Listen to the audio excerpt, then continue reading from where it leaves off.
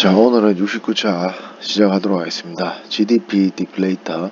명목 GDP를 실질 GDP로 나눠 얻어지는 값을 GDP 디플레이터라 하는데요. GDP를 추계할 때는 생산자 물가지수 PPI나 소비자 물가지수 CPI 뿐만 아니고 수출입 물가지수, 임금 등 각종 가격지수가 종합적으로 활용이 됩니다.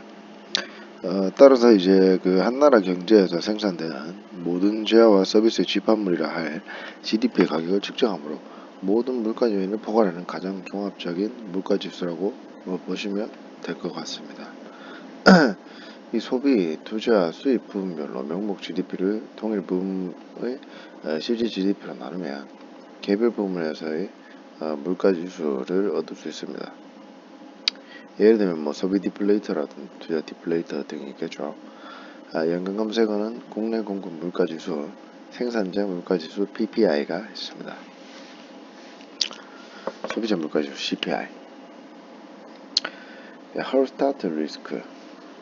외환 결제 과정에 내재된 리스크 중에 하나로서 외환 거래 후에 매도 통화를 지급했지만 거래 상대방이 파산해서 매입 통화를 수취하지 못한 리스크, 즉 원금 리스크, 헐스타트 리스크라고 부릅니다. 1974년 6월 26일 오후 3시 반 프랑크푸르트 시간이었고요. 막대한 영업 손실이 발생한 독일의 헐스테트 은행에 대해 독일 법원이 파산 결정을 내렸는데, 당시 이 은행과 외환 매매 거래를 한 미국 소재 은행들은 독일 소재 환거래 은행을 통해서 헐스테트 은행에 독일 마르크화를 이미 지급했지만 상대 미국 달러와는 결제 지역 간 시간차로 인해 아직 수취하지 못한 상태였습니다. 그러나 이제 독일에서 이제 파산 결정이 난 바로 그 시간 뉴욕에서 미국 달러와 지급이 중지됨에 따라서 결국 거래은행들은 미국 달러를 받지 못해서 큰 손실을 보게 되었는데, 가장 대표적인 원금 리스크 발생 사례로서 이후 외환 결제와 관련된 원금 리스크를 헐스타트 리스크라고 부르게 되었습니다.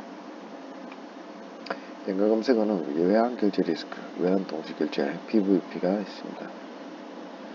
자, IC 카드, 인테그레이티드 카드, 서큐트 카드라고 하는데, 서큐트 신용카드 크기의 플라스틱 카드에 마이크로 프로세서와 IC 메모리가 내장된 IC 칩을 탑재한 카드를 IC 카드라고 하고요. 기존에 이제 자기띠 마그네틱 스트라이프라고 하는데, 기존 자기띠 카드보다 기억 용량이 크고 카드 자체에서 연산 처리를 통해 정보의 암호화가 가능해서 보안성도 높습니다.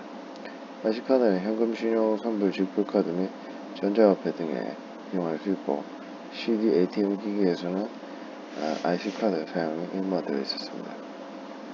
IC 카드의 개인정보를 저장해 신분증 대용으로도 사용할 수 있고, IC 카드는 카드에 내장된 IC 칩과 카드 단말기와의 물리적인 접촉 여부에 따라 접촉식, 비접촉식 및 콤비 카드로 구분이 됩니다.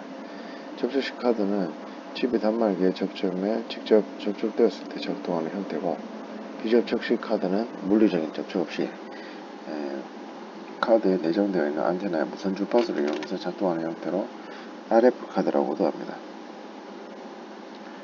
자, 요거는 접속식 카드, 그리고 비접촉식 카드, 그 다음에 이제 콤비 카드, 이렇게 알아놓으면 될 것 같습니다. 자, IMF 스탠드바이 협약. 국제통화기금 IMF 회원국은 단기적인 국제 수지 문제 발생 시에 쿼타의 600%까지 IMF로부터 자금을 인출할 수 있는데, 국제 수지 개선을 위해 노력하겠다는 약속만으로 쿼타의 25%까지는 인출이 가능하고, 자국 쿼타의 25%를 초과하는 용자를 받기 위해서는 IMF와 스탠드바이 협약 SBA 스탠드바이 어그리먼트를 맺고 이 협약에서 정한 신용 공유 조건 및 관련 프레임을 이행한다. SBA에 의한 융자 기간은 일반적으로 12개에서 24개월, 24개월로 최대 36개월 넘길 수 없고, 상한기간은 3년에서 3년 3개월, 5개월입니다. 자, IMF 쿼타. 국제통화기금에 대한 회원국의 출자금으로서 IMF 회원국의 국제수지 불균형 조정을 위한 신용공여 지원으로 사용될 뿐만 아니고, 투표권을 산출하고 IMF 신용인용 한도와 특허 인출권 배분 규모를 결정하는 기준이 된다. 회원국별 쿼타 산출을 위하여 쿼타 권식을 마련하고 있지만, 창설 회원국의 실제 쿼타가 회원국과 정치적 협상에 의해 결정됨에 따라 쿼타 공식에 의해 산출된 계산 쿼타와 실제 쿼타는 출발로부터 큰 괴리를 보였다. IMF 쿼타 증액은 일반 증액 또는 특별 증액으로 이루어지는데 일반 증액은 원화를 초과하지 않는 기간마다 쿼타 정책 전반을 점검하는 일반 검토의 결과에 따른 증액이고 특별 증액은 개별 회원국의 요청에 의한 증액이다.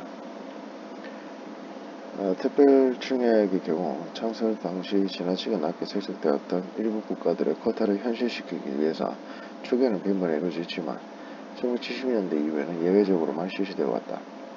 이후 신흥시장국의 경제성장으로 계산 쿼타와 실제 쿼타 간의 괴리가 확대됨에 따라서 2006년 9월 이러한 괴리가 두드러진 한국, 중국, 터키, 멕시코에 대한 특별 증액이 이루어진 바 있고 2017년 7월 말 현재 쿼타 총액은 4,754.7억 SDR로 미국, 일본 등 G7과 중국이 거의 절반을 차지하고 있고 한국의 쿼타 규모와 비중은 각각 85.8억 SDR 1.8% 정도 된다.